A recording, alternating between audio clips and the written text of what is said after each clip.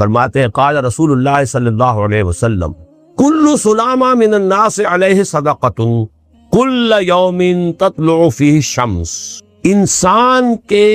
انسانوں کے ہر جوڑ پر ایک صدقہ واجب ہے، ہر روز جو طلوع ہوتا ہے تو ہر جوڑ کا صدقہ۔ یہ انگلی کا جوڑ ہی اگر لاک ہو جاتا، آج صبح آپ اٹھتے ہو یہ لاک ہے تو کیا ہوتا، گھٹنا لاک ہو جاتا، کونی لاک ہو جاتی۔ صبح کو انسان اٹھے کہ میں بھلا چنگا ہوں، کل یوم تطلع فی الشمس، ہر دن جس میں کہ سورج جو ہے طلوع ہوتا ہے اس میں ہر جوڑ پر ایک صدقہ واجب۔ اس کو شیخ سعدی نے بہت عمدگی سے کہا ہے، ہر سانس جب انسان کے اندر جاتا ہے موجب تقویت ہوتا ہے، آکسیجن گئی قوت ملی، اسی کو برن کریں گے انرجی ملے گی۔ سانس باہر نکلتا ہے یہ صفائی کا ذریعہ بنتا ہے، کاربن ڈائی آکسائڈ اور بہت سی چیزیں نکل گئی۔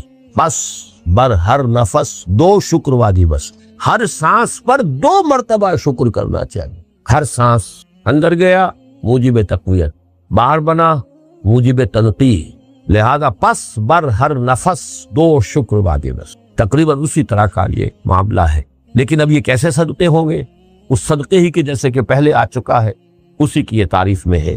تعدل بین اثنین صدقۃ، 2 آدمیوں کے درمیان عدل کراؤ، فیصلہ کرا دو عدل کے ساتھ، یہ بھی صدقہ ہے۔ تعین الرجل فی دابتہ فتحملہ علیہا اور ترفع لہ علیہا متاعہ صدقۃ، اور تم مدد کرو کسی انسان کی اس کی سواری کے معاملے میں کہ اسے اس پر چڑھنے میں مدد دو، یا یہ کہ اس کی کوئی چیز اس کا سامان نیچے سے اٹھا کے پکڑا دو، اونٹ پر سوار ہو گیا ہے اب سیتے سے سامان پکڑا رہے ہیں، یہ بھی صدقہ ہے۔ والکلمۃ الطیبۃ صدقۃ، ہر پاک بات جو اپنی زبان سے نکالو گے وہ صدقہ ہے۔ فلیقل خیرا او لیصمت، بات صحیح کرے، اچھی کہے یا خاموش رہے، تو ہر اچھی بات جو زبان سے نکلتی صدقہ ہے۔ وبکل خطوۃ تمشیھا الی الصلاۃ صدقۃ، اور ہر قدم جو وہ نماز کے لیے جاتا ہے تو اٹھاتا ہے یہ صدقہ ہے۔ کسی شخص کو تکلیف میں دیکھ کر اگر آپ کا دل پسیجتا نہیں ہے، آپ کے دل میں رقیق کسے کہتے ہیں؟ پتلا، رقیق مادہ پتلا، رقت قلب، دل میں نرمی پیدا ہو جائے۔ دل میں نرمی اگر پیدا نہیں ہوتی ہے تو پھر جان لیجئے، میں ایک بہت سخت بات کہنے لگا ہوں، ایک شخص عالم ہو سکتا ہے، مفتی ہو سکتا ہے، فقیہ ہو سکتا ہے، مفسر ہو سکتا ہے، محدث ہو سکتا ہے، عابد ہو سکتا ہے، زاہد ہو سکتا ہے، نیک نہیں ہو سکتا اگر انسانی ہمدردی کا مادہ اس کے دل میں نہیں۔ بات سمجھ لیا آپ نے پوری؟ یہ ہے ترتیب کے اندر مضمر۔ نماز اور زکوٰۃ کا ذکر بعد میں، وَآتَى الْمَالَ عَلَى حُبِّهِ ذَوِي الْقُرْبَى وَالْيَتَامَى وَالْمَسَاكِينَ وَابْنَ السَّبِيلِ وَالسَّائِلِينَ وَفِي الرِّقَابِ، یہ پہلے آ رہا ہے۔ اور آپ میں سے بہت سے حضرات کو یاد ہوگی 4 پارے کی پہلی آیت جو اس معاملے میں یوں سمجھیے قول فیصل، لَن تَنَالُوا الْبِرَّ حَتَّى تُنْفِقُوا مِمَّا تُحِبُّونَ، تم ہرگز نیکی کے مقام کو نہیں پہنچ سکتے جب تک خرچ نہ کرو اس میں سے جو تمہیں محبوب ہے۔ اگر آپ کا مال ایسا ہے جو دل سے اتر گیا ہے، کپڑے بوسیدہ ہو گئے ہیں دے دیے غریب کو، جوتے ٹوٹ گئے دے دیے کسی کو، یہ نہیں ہے، یہ نیکی نہیں ہے۔ نیکی کیا ہے؟ مما تحبون، جو تمہیں پسند ہو وہ مال۔ لن تنالوا البر، یہ نوٹ کر لیجیے جنہیں عربی سے کوئی تھوڑا سا بھی کوئی مس ہے کہ لام اور نون کے ساتھ جو نفی آتی ہے فعل مضارع کے اندر اس سے زیادہ تاکیدی نفی نہیں۔ لن تنالوا البر، ہرگز نہیں پہنچ سکتے نیکی کے مقام کو، حتی تنفقوا مما تحبون، جب تک کہ تم خرچ نہ کرو اس میں سے جو تمہیں پسند ہو۔ اپنے محبوب مال کو جب تک خرچ نہیں کرو گے اللہ کی رضا مندی کے لیے، اللہ کی رضا جوئی کے لیے، اس وقت تک نیکی کا مقام حاصل نہیں کر سکتے۔ حدیث میں نے آپ کو سنا دی، من یحرم الرفق، رفق کہتے ہیں دل کی نرمی، اسی سے لفظ رفیق بنا ہے۔ رفیق وہ ہیں جو آپس میں ہمدرد ہیں، غم گسار ہیں، ایک دوسرے کا درد بانٹنے والے ہیں، ایک دوسرے کے دکھ کو اپنے دل میں محسوس کرنے والے ہیں۔ میں نے ہمدردی کی وضاحت پچھلی نشست میں کی تھی۔ ہمدردی، ہم جماعت، ایک جماعت میں پڑھنے والے، ہم عصر، ایک زمانے کے لوگ، ہمدرد وہ جن کا درد جو ہے وہ کامن ہے، مشترک ہے، ایک کے درد کو دوسرا محسوس کر رہا ہے۔ خنجر چلے کسی پہ تڑپتے ہیں ہم امیر، سارے جہاں کا درد ہمارے جگر میں ہے۔ یہ ہے در حقیقت نیکی کی اصل روح۔ میں پھر دوہرا رہا ہوں، جس میں یہ نہیں ہے، جو بخیل ہے، جو کٹھور دل ہے، جو سخت دل ہے، وہ عابد ہو سکتا ہے، زاہد ہو سکتا ہے، مفسر ہو سکتا ہے، محدث ہو سکتا ہے، فقیہ ہو سکتا ہے، مفتی ہو سکتا ہے، لیکن نیک نہیں ہو سکتا۔ یہ قرآن کا فتویٰ ہے، لن تنالوا البر حتى تنفقوا مما تحبون۔ پھر اس میں ایک بات اور نوٹ کیجئے، اس میں ترتیب بھی لازمی ہے۔ سب سے پہلا حقدار جو ہے آپ کے نیک سلوک کا وہ آپ کے قرابت دار ہیں۔ الاول فالاول، الاقرب فالاقرب۔ ہمیشہ قرآن مجید میں سب سے پہلے ذی القربى وآت ذی القربى حقہ والمسکین وابن السبیل ولا تبذر تبذیرا۔ یہ بھی ہمارے منتخب نصاب کی آیت ہے سورہ بنی اسرائیل کی۔ اور تم حق ادا کرو جو ذی القربى ہیں، قرابت دار ہیں، رشتہ دار ہیں۔ یہ خاص طور پر بات کیوں کہی جاتی ہے؟ عام طور پر قرابت داروں میں، قریبی رشتہ داروں میں شکر رنجیاں ہوتی ہیں۔ اب فلاں جو ہے، فرض کیجئے کہ کوئی چھوٹا بھائی فوت ہو گیا یا بڑا بھائی فوت ہو گیا، اب دوسرا بھائی جو ہے اچھا ہے، جو فوت شدہ بھائی ہے اس کے حالات اب خراب ہیں، بیوہ ہے، بچے ہیں، کوئی ذریعہ معاش نہیں ہے، اور یہ شخص جو ہے وہ صاحب ثروت ہے، صاحب دولت ہے، یہ اوروں کو تو خیرات دے گا، اپنے یتیم بھانجا اور بتیروں کو نہیں دے گا۔ کیوں؟ انہوں نے یہ کیا تھا، انہوں نے یہ کیا تھا، انہوں نے فلاں وقت یہ کہہ دیا تھا، وہ بھابھی نے فلاں وقت جو ہے میرے ساتھ یہ معاملہ کیا تھا۔ اس حوالے سے شکر رنجیوں کی وجہ سے ان کو چھوڑ کر دور دراز جا کر ریوڑیاں بانٹی جائیں گی، لیکن جو اصل حقدار ہیں ان کو چھوڑ دیا جائے۔ اس کا تجزیہ کیجئے، اس کا مطلب ہے یہ اللہ کے لیے نہیں دیا جا رہا۔ اگر اللہ کا جذبہ ہو اللہ کو راضی کرنا، تو پھر تو دیکھو کہ اللہ نے سب سے پہلا حقدار کس کو بنایا۔ پھر تو دیکھنا ہوگا ترتیب اللہ کی ترتیب میں تو آت المال علی حبہ ذوی القربى سب سے پہلے ہے، اس کے بعد یتامى ہے، مساکین ہے، وابن السبیل ہے، والسائلین ہے، وفی الرقاب ہے، لیکن اولین جو ہے ذی القربى ہے۔ حدیث آتی ہے کہ حضور نے فرمایا من احب للہ وابغض للہ واعطى للہ ومنع للہ فقد استکمل الایمان۔ جس نے اگر کسی سے محبت کی تو اللہ کے لیے محبت کی، کہ اللہ کو پسند ہے کہ اس سے محبت کی جائے، اور کسی سے بغض اور عداوت رکھی تو وہ بھی اس لیے کہ اللہ کو پسند ہے کہ اس سے بغض رکھا جائے، اور اگر کسی کو کچھ دیا تو اس لیے کہ اللہ کو اس کا دینا پسند ہے، اور کسی سے کچھ روکا تو اس لیے روکا کہ اللہ کو اس کا روکنا پسند ہے۔ یعنی انسان کے تمام اعمال کا اصل موٹو جو ہے وہ ذات باری تعالی اور اس کے احکام اور اس کی پسند، اس کی ناپسند بن جائے۔ اگر یہ ہو جائے من احب للہ وابغض للہ واعطى للہ ومنع للہ فقد استکمل الایمان، تو ایسے شخص نے تو اپنے ایمان کی تکمیل کر لی۔ یہ کمال ایمان کا مقام ہے۔ نجات کا لفظ جو میں نے استعمال کیا ہے وہ ان کئی الفاظ میں سے سب سے نچلی سطح کا لفظ ہے جنہیں قرآن مجید کامیابی کے لیے استعمال کرتا ہے۔ بہت سے الفاظ آپ نے سنے ہوں گے، فوز اولئک هم الفائزون، وہ کامیاب لوگ ہیں، رشد اولئک هم الراشدون، وہ لوگ ہیں کہ جو بڑے نصیب والے ہیں، فلاح اولئک هم المفلحون، وہ ہیں اصل میں کہ جنہوں نے بلند ترین کامیابی حاصل کر لی، سعادت فاما الذین سعدوا، ان میں سب سے نیچے کا لفظ ہے نجات، نجات سے اوپر ہے فوز، فوز سے اوپر ہے فلاح، یہ اس کی ہائر ڈگریز ہیں۔ جیسے کامیابی امتحانات میں ایک محض پاس ہو جانا ہے اور ایک اس میں اے گریڈز لے کر آنا ہے، یہ ہمارے ہاں وہ ڈویژن شمار ہوتے ہیں، فرسٹ ڈویژن ہے، سیکنڈ ڈویژن ہے، تو یہ کئی اصطلاحات ہیں، فوز، فلاح، رشد، سعادت، سب سے کم سب سے نیچے، سب سے کم نجات۔ ومالی ادعوکم الی النجات وتدعوننی الی النار، تو کم سے کم جو کامیابی کی شرائط اسلام میں ہیں آج ہمیں ان پر گفتگو کرنی۔ اللہ تعالی ہمیں اس سے اوپر بڑھنے کی توفیق دے، رشد اور فوز اور فلاح کی منزلوں سے ہم کنار فرمائے، لیکن ظاہر بات ہے کہ یہ تمام منزلیں بعد میں ہیں، پہلے کامیابی تو ہو۔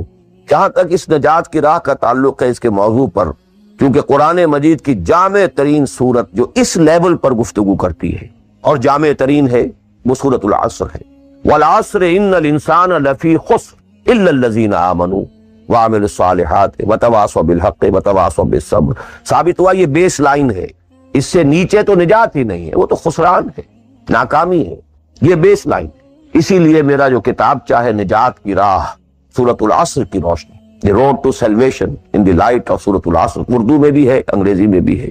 پھر جیسا کہ میں نے بتایا تھا اپنی ترجمہ قرآن کے نشستوں میں کہ میں نے اسی سورۃ العصر پر بیس کر کے ایک منتخب نصاب قرآن مجید کے مطالعے کا سلیکٹڈ کورس آف اسٹڈی یہ مرتب کیا، جس میں آم کی گٹھلی جس طریقے سے وہ شے ہے جس سے پورا آم کا درخت وجود میں آ جاتا ہے، ایسے ہی سورۃ العصر ہے جس سے پورا قرآن جو ہے کھلتا چلا جاتا ہے۔ کتاب احکمت آیاتہ ثم فصلت من لدن حکیم خبیر، کل قرآن سورۃ العصر میں ہے۔ اس پر میرے آڈیوز ہیں، ویڈیوز ہیں، پورا منتخب نصاب بھی سمجھیے سورۃ العصر کی تفسیر۔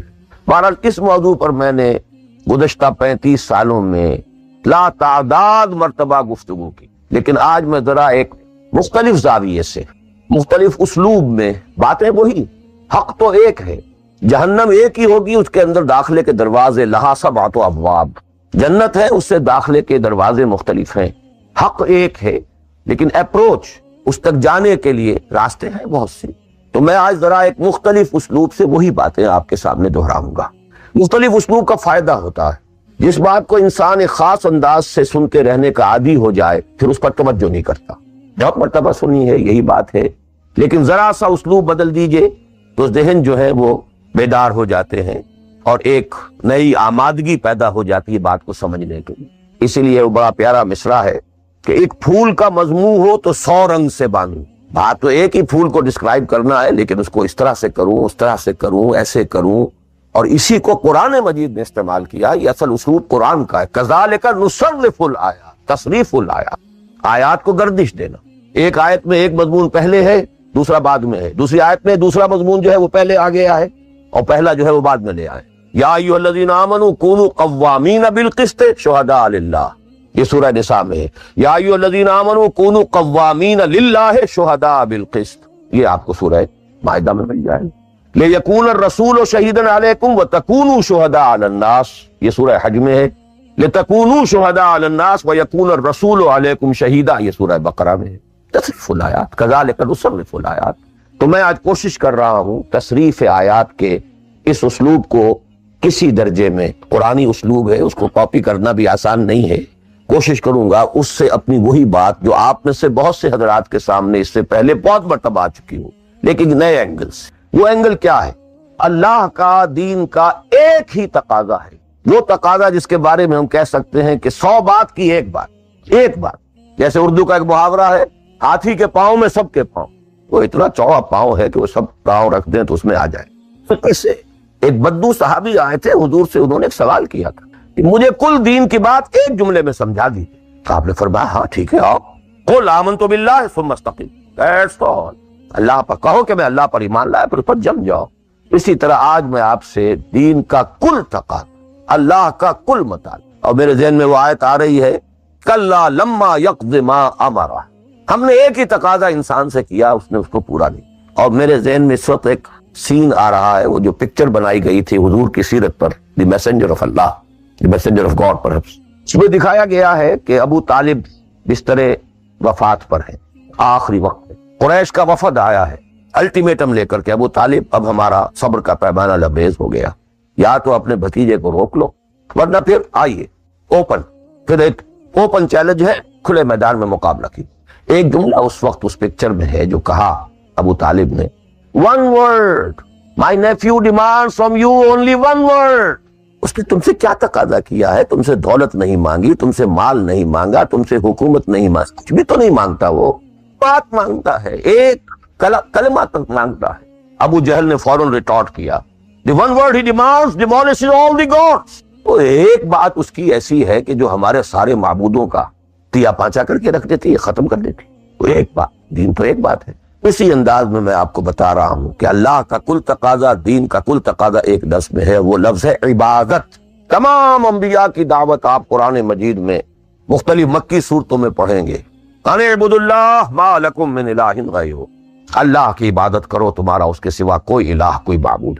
تو قرآن کی دعوت صرف اس فرق کے ساتھ کہ پہلے انبیاء کہتے تھے یا قوم اعبدوا اللہ، اے میری قوم کے لوگوں اللہ کی عبادت کرو، اللہ کی بندگی۔ حضور چونکہ بھیجے گئے پوری نوع انسانی کے لیے، تو یہاں خطاب ہے یا ایھا الناس اعبدوا ربکم الذی خلقکم والذین من قبلکم لعلکم تتقون، اے لوگو، اے بنی آدم، بندگی کرو، پرستش کرو اپنے رب کی جس نے تمہیں پیدا کیا۔ سورہ ذاریات میں فرمایا وما خلقت الجن والانس الا لیعبدون، تمہاری غایت تخلیق ہی یہ ہے، ہم نے تمہیں پیدا ہی اس لیے کیا ہے کہ تم ہماری بندگی کرو، ہماری عبادت۔ اور وہی 100 بات کی ایک بات حضرت یوسف نے اپنے قید خانے کے ساتھیوں سے کہی تھی، ان الحکم الا للہ امر لا تعبدوا الا اياه ذلك الدين القيم۔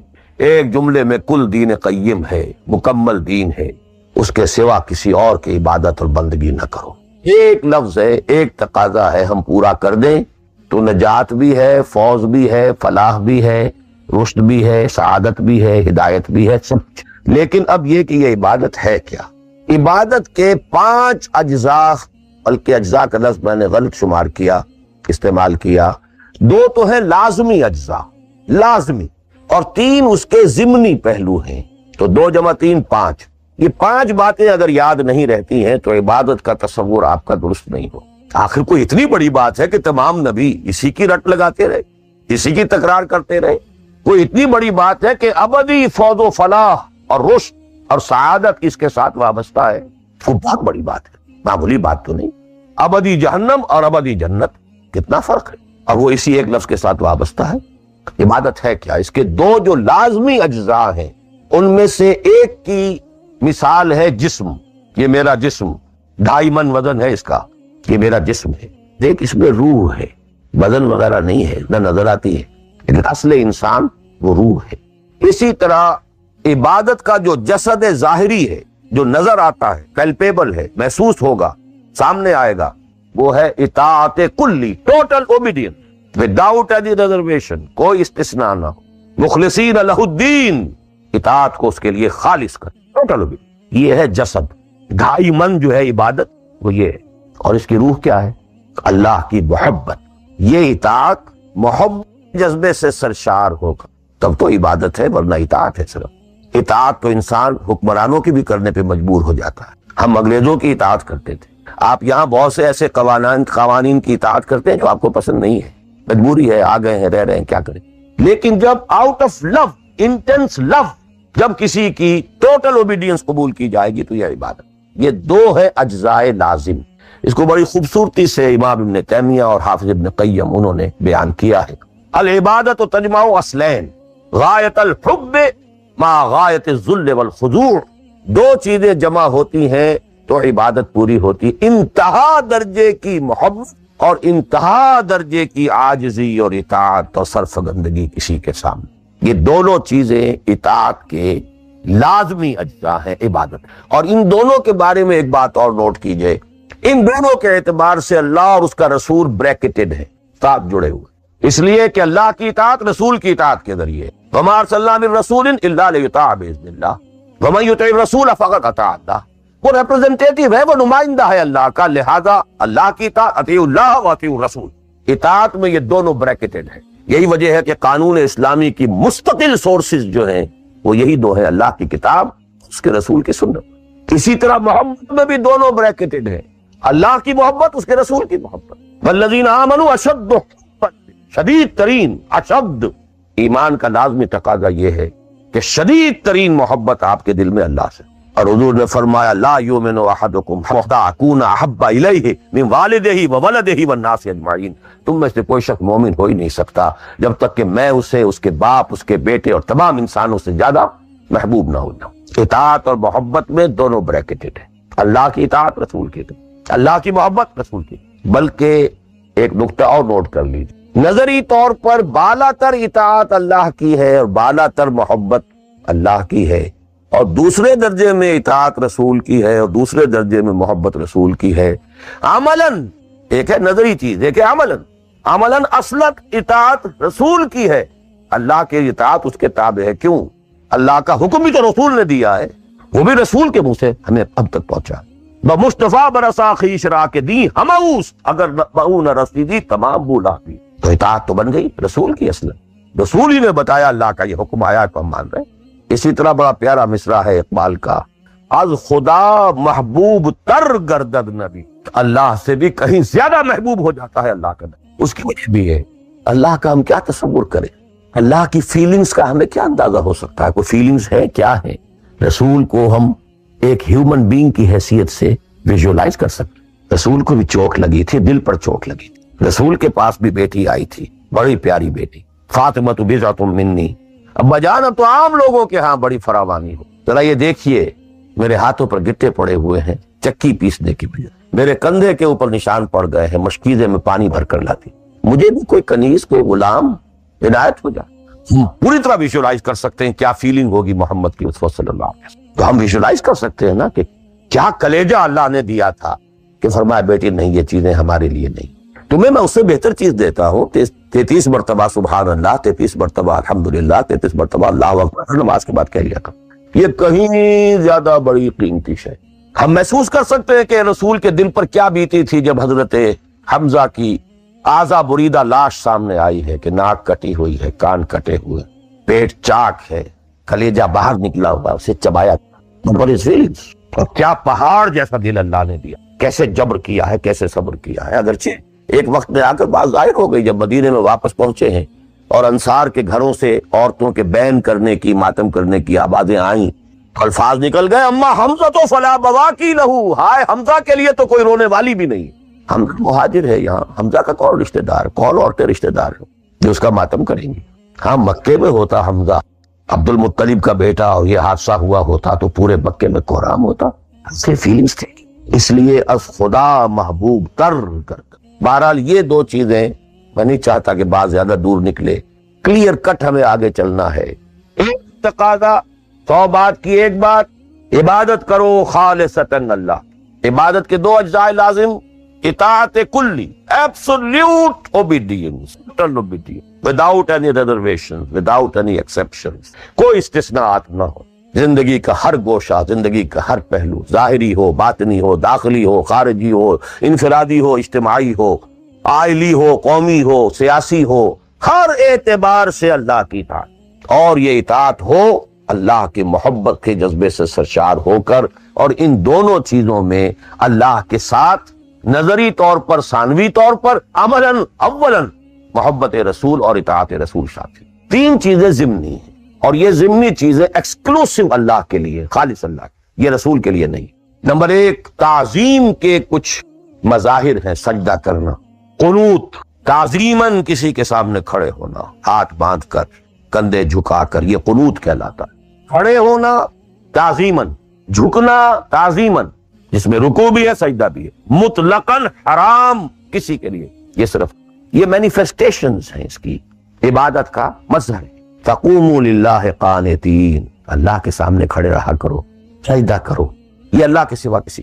نمبر 2، دعا، صرف نہ کسی نبی سے، نہ کسی رسول سے، نہ کسی فرشتے سے، نہ کسی اولیاء اللہ سے، نہ کسی بزرگ شخصیت سے، کسی سے نہیں۔ لا تدعو مع اللہ احدا، رسول سے نہیں۔ اب اس میں کئی الفاظ نوٹ کر لیجئے، استدعاء، استغاثہ، استمداد، استعانت، وہی مدد ہے، استنصار، صرف اللہ۔ ہاں مادی قوانین کے تحت فزیکل ورلڈ میں ہم مدد مانگ سکتے ہیں، ذرا مجھے ایک گلاس پانی لا دیجئے، مجھے ذرا یہ کر دیجئے، معلوم ہے پانی ہے، یہ جائے گا لے آئے گا، لیکن بالغیب مدد کسی سے مانگنا، استغاثہ کسی سے کرنا، استعانت کسی سے کرنا حرام ہے، عبادت کو 0 سے ضرب دے کر 0 کر دے۔ نمبر 3، اخلاص و احتساب، صرف اللہ، جو نیک کام کرے صرف اس کی خوشنودی کے، یہاں تک کہ حضور کے سامنے ایک صحابی ایسے ہی محاورے میں رواں روی میں کہہ بیٹھے، ما شاء اللہ و ما شئت، جو آپ چاہیں اور اللہ چاہے، فوراً ڈانٹ دیا، اجعلتنی للہ ندن، تم نے مجھے اللہ کا مد مقابل بنا دیا، مشیت صرف اس کی، وما تشاؤون الا ان یشاء اللہ، کوئی نیک کام سوائے اس کی رضا جوئی کے لیے اگر کسی اور کے لیے کیا گیا، ریا ہے، سمعہ ہے، دکھاوے کے لیے ہے، شہرت کے لیے ہے، دنیا کمانے کے لیے ہے، لیڈری چمکانے کے لیے ہے، اقتدار حاصل کرنے کے لیے ہے، کوئی بھی اور مقصد اگر شامل ہوا، 0 سے ضرب کھا کر پوری عبادت 0 ہو جائے۔ احتساب، بدلے کی توقع صرف اللہ، یہ لفظ آپ خاص طور پر سنتے رہے ہوں گے ان دنوں بہت، من صام رمضان ایمانا واحتسابا غفر له ما تقدم من ذنبه ومن قام رمضان ایمانا واحتسابا غفر له ما تقدم من ذنبه ومن قام ليلة القدر ایمانا واحتسابا، ایمان کے ساتھ احتساب کیوں آ رہا ہے؟ اس کا اجر و ثواب سوائے اللہ سے اور کسی سے توقع نہ۔ یہ 5 چیزیں ہیں، جہاں تک اطاعت کا تعلق ہے اس میں ایک ایکسیپشن نوٹ کر لیجیے، کہیں کسی وقت نسیان سے، خطا سے یا جذبات کے طوفان میں آ کر کوئی غلط حرکت کر بیٹھا، لیکن فوراً توبہ کر، یہ مستثنیٰ ہے۔ میں نے 3 الفاظ کہے، خطا، آپ نہیں سمجھتے تھے کہ جو میں کرنے چلا ہوں یہ ڈس اوبیڈینس ہے، آپ کو پتہ ہی نہیں تھا، خطا ہو، نسیان، بھول گئے۔ ایک وقت ایسا ہے کہ آدمی کے اوپر غفلت کا پردہ پڑ جاتا ہے۔ حضور خود فرماتے ہیں انہ لیغان علی قلبی وانی لاستغفر اللہ فی کل یوم 70 مرہ، میرے دل پر بھی کبھی کبھی حجاب سا آ جاتا ہے، میں روزانہ 70 مرتبہ استغفار کرتا ہوں۔ تو ہم اپنے حجابات پر حضور کے حجاب کو قیاس نہیں کر سکتے، کہ نسبت خاک ربا عالم پاک، وہ کوئی اور شے ہے، یہ کوئی اور شے ہے، لیکن یہ کہ باہر پردہ تو پڑتا ہے، اس میں کوئی غلط حرکت سرزد ہو گئی، یا نمبر 3 جذبات کا کوئی ہیجان تھا جس نے کہ اوور پاور کر دیا، انسان کی قوت ارادی کو معطل کر دیا، کوئی غلط حرکت سرزد ہو گئی، لیکن پھر توبہ فوراً۔ انما التوبۃ علی اللہ للذین یعملون السوء بجہالۃ ثم یتوبون من قریب، جیسے ہی طوفان گزرا فوراً یہ مجھ سے کیا ہو گیا، لا الہ الا انت سبحانک انی کنت من الظالمین، ربنا ظلمنا انفسنا وان لم تغفر لنا وترحمنا لنکونن من الخاسرین وان لم تغفر لی وترحمنی لاکونن من الخاسرین۔ اب یہ دعا ہے، گڑ گڑا کر اللہ معاف کر دے، it will be written off, it will be expunged، محو کر دیا جائے، یکفر عنہ سیئاتہ، اس کے معنی یہی۔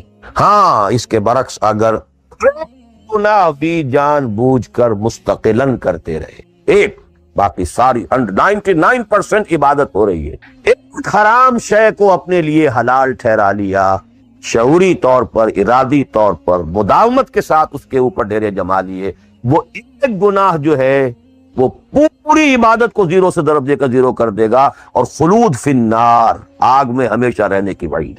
بلا من کسب سیئۃ واحاطت بہ خطیئتہ فاولئک اصحاب النار هم فیہا خالدون۔ ان پوائنٹس کو اچھی طرح نوٹ کیجئے، خطا میں فرق ہے، گناہ میں فرق ہے۔ گناہ غیر شعوری طور پر ہو گیا، خطا سے ہو گیا، نسیان سے ہو گیا، وقتی طوفان جذبات کا، کسی ایسی محفل میں تھے، مجلس میں تھے، ہو گئے، غلطی ہو گئی، فوراً متنبہ ہو گئے، فوراً۔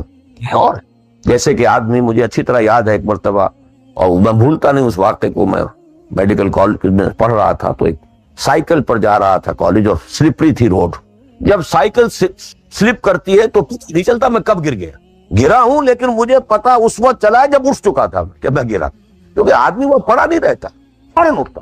یہ جو ہے فوراً اٹھنا، ثم یتوبون من قریب، یہ بھی بعد میں معلوم ہوتا ہے کہ میں گرا تھا جب اٹھ چکا ہوتا ہے، اتنا انسٹنٹینیس ہوتا ہے۔ یہ ہے یتوبون من قریب، اور اس کو اللہ نے اپنے ذمے، انما التوبۃ علی اللہ، اللہ کے ذمے ہے یہ کہ وہ ایسے شخص کی توبہ قبول کرے۔ انما التوبۃ علی اللہ للذین یعملون السوء بجہالۃ ثم یتوبون من قریب۔ بہرحال یہ ایک اس کی ضمنی بات تھی کہ اطاعت کلی کے ضمن میں ان دونوں چیزوں کو ذہن میں رکھیے، گناہ کا ہو جانا، کل بنی آدم خطاؤون وخیر الخطائین التوابون، التائب من الذنب کمن لا ذنب لہ، بہت اس میں ہمارے لیے پر امید باتیں کہی گئی۔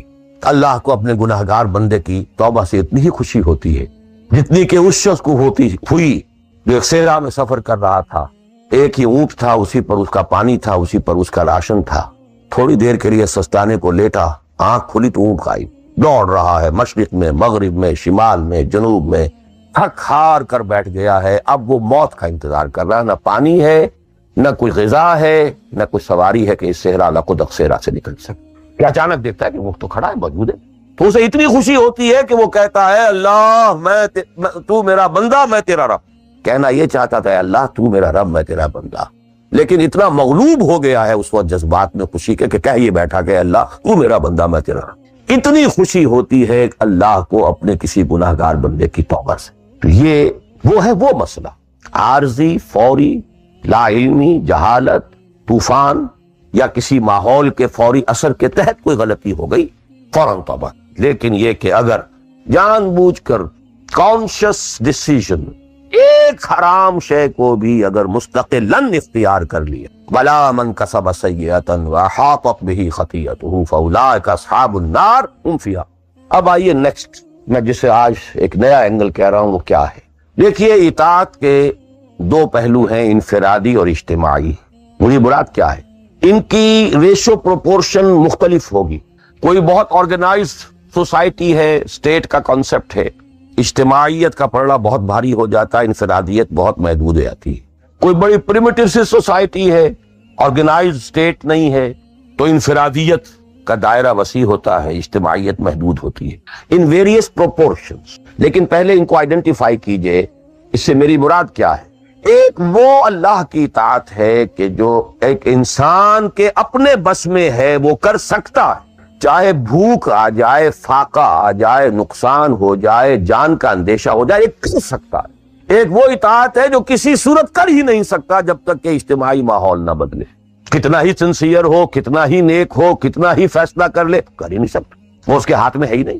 ایک ریاست ہے، آرگنائز اسٹیٹ ہے، اس کا لا ہے، آپ اس میں رہ رہے ہیں تو وہی قانون چلے گا، آپ کے بس میں نہیں ہے۔ آپ کا بیٹا فرض کیجئے خدا نہ خواستہ زنا کرے تو آپ سے رجم نہیں کر سکتے، چاہے آپ کا بیٹا ہے، you have no power, no authority. آپ کا اپنا بیٹا اپنی بیٹی چوری کر لے، آپ ہاتھ نہیں کاٹ سکتے۔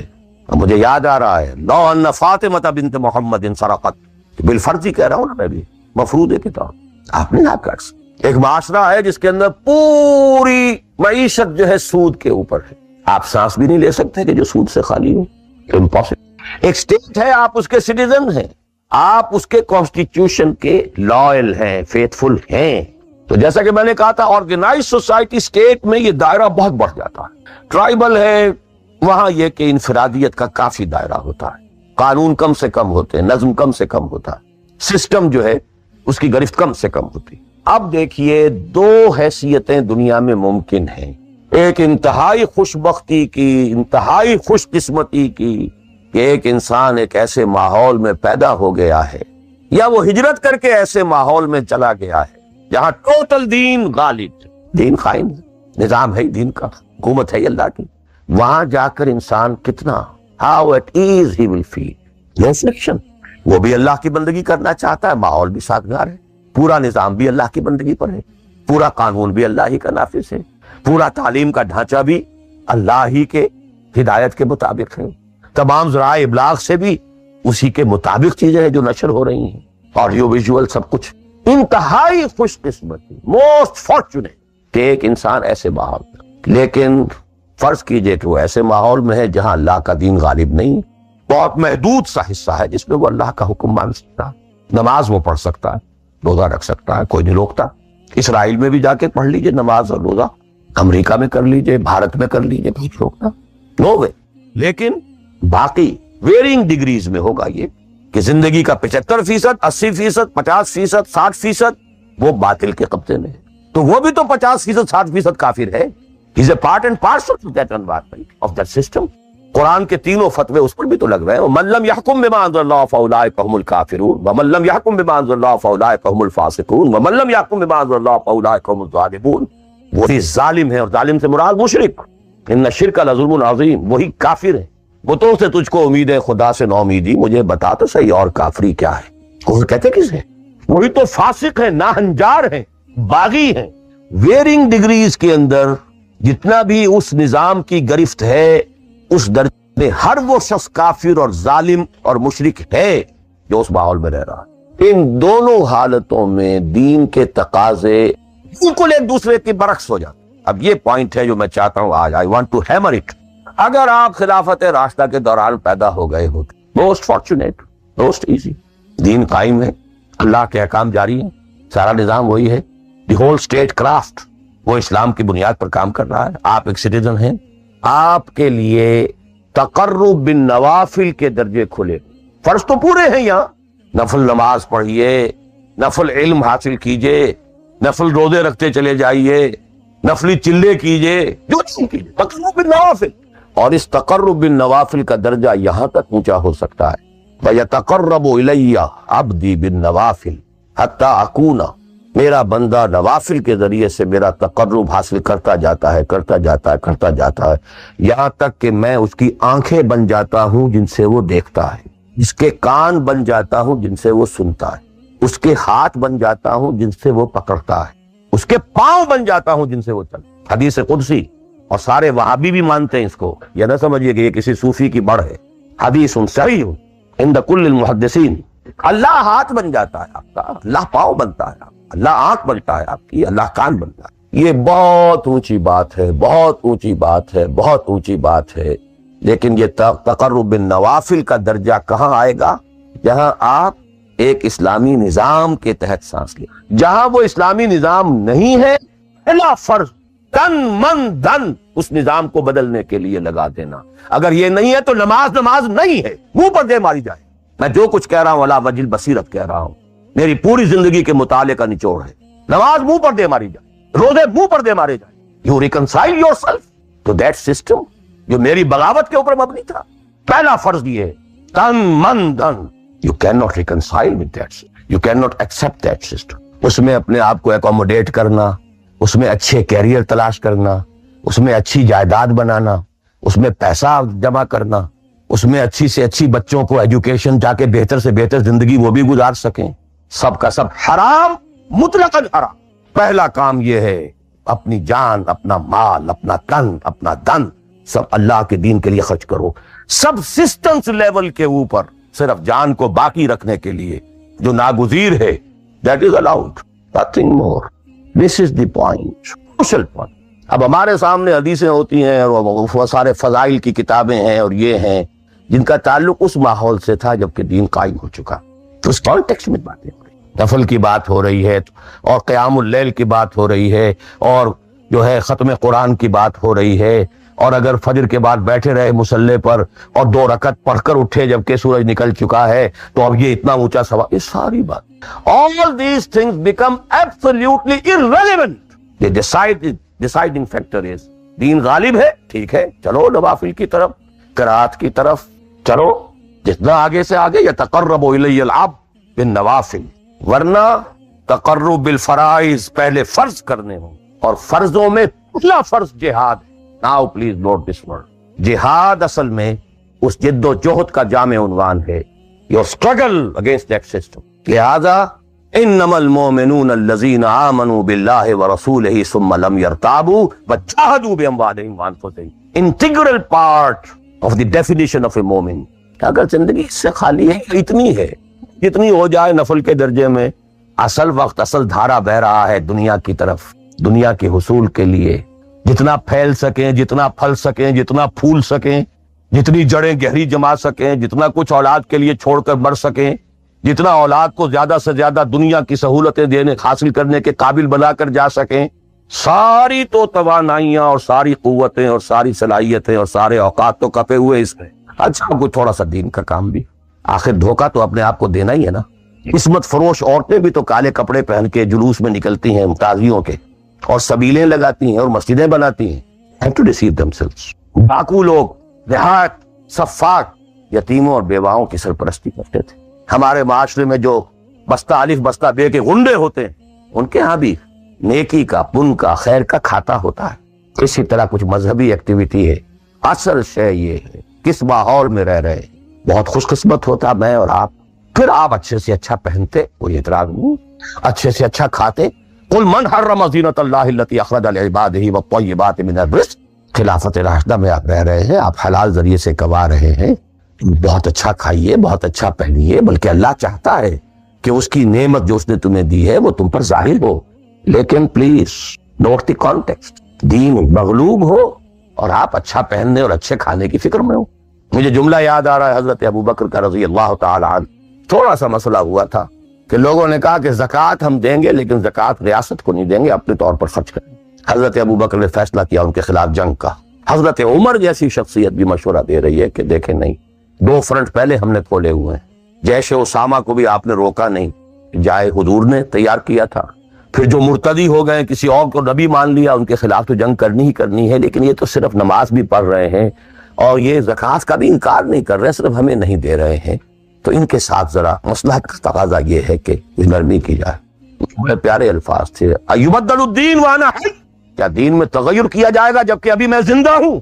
خدا کی قسم اگر یہ حضور کے زمانے میں زکوٰۃ کے اونٹوں کے ساتھ ان کے باندھنے والی رسی بھی دیتے تھے, اور اب اگر یہ کہیں گے کہ اونٹ لے جاؤ رسی نہیں دیں گے, تب بھی میں قتال کروں گا, اور خدا کی قسم کوئی میرا ساتھ نہیں دے گا تو میں اکیلا جاؤں. اور ہے عمر تمہیں کیا ہو گیا, تم جاہلیت میں تو بڑے سخت, اسلام آ کر تم نرم ہو گئے. یہ ڈانٹ ابو بکر پلا رہے ہیں عمر کو رضی اللہ تعالیٰ عنہ. اچھی طرح جان لیجئے, میں نہیں کہہ سکتا کہ میں کس طریقے سے اس کو بیان کیسے ٹھوک ٹھوک کر آپ کے ذہنوں میں اتاروں. یہ ہے اصل شے. دین کا سارا سٹرکچر ہی بالکل ریورس ہو جاتا. The whole value structure absolutely changes. دین غالب ہے تو وہ ساری باتیں ہیں جو ہم نے خوب یاد کی ہوئی ہیں.